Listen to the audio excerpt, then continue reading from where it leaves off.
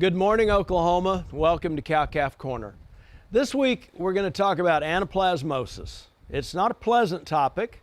It is something that we deal with in the state of Oklahoma when we think about cow-calf production, beef production in general. And effectively, we're going to talk about how we manage around it and try to prevent it. Now, anaplasmosis can be spread from beef animal to beef animal a number of ways. First, there is some evidence that a lot of anaplasm gets transferred whenever we're just working cattle. It can be needles as we give vaccinations. It can be dehorning, castration instruments. Anything that transmits blood from one animal, from blood to the next animal, is potentially a source of transferring anaplasmosis. But we know anaplasm is also carried by ticks and certain flies.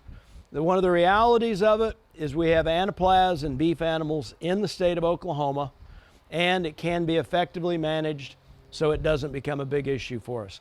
Typically, if we see anaplasm outbreaks, while there are clinical signs of this disease, the way we often figure out we've got an outbreak is we start finding dead cattle. Particularly the cattle that are 2 years of age or older is where we see this disease manifest itself.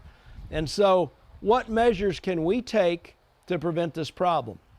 First, if we will feed a tetracycline product in our mineral or as part of our supplemental feed program, we can prevent this from causing us issues.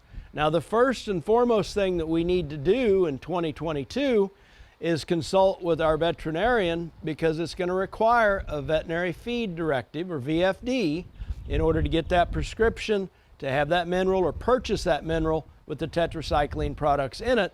They're going to prevent an anaplasm outbreak. So consult your vet, get a VFD in place. It's definitely the time of year right now that we want cattle on a tetracycline product to prevent outbreaks.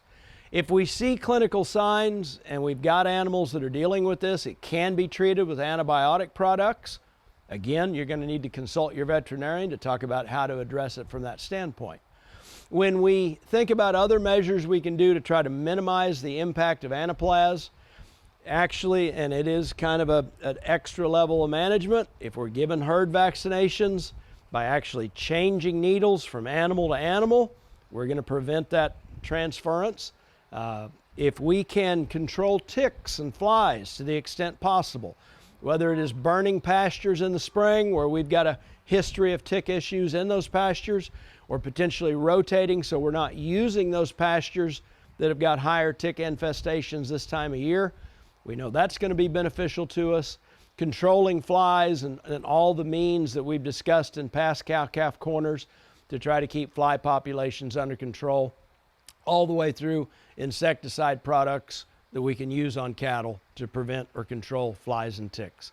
So, anaplasm is in Oklahoma. It's a problem we need to deal with. We can effectively deal with it if we follow some of these best management practices. And it is the time of the year to keep it in mind and be getting those products into the mineral for our cow herds to prevent anaplasm outbreaks. Thanks for joining us this week on Cow-Calf Corner.